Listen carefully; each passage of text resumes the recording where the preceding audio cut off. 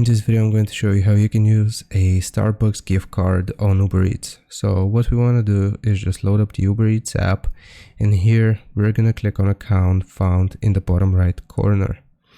After we have selected account, we need to go into our wallet. So select wallet, and then you will see an option called vouchers here, and underneath it you will see add voucher code.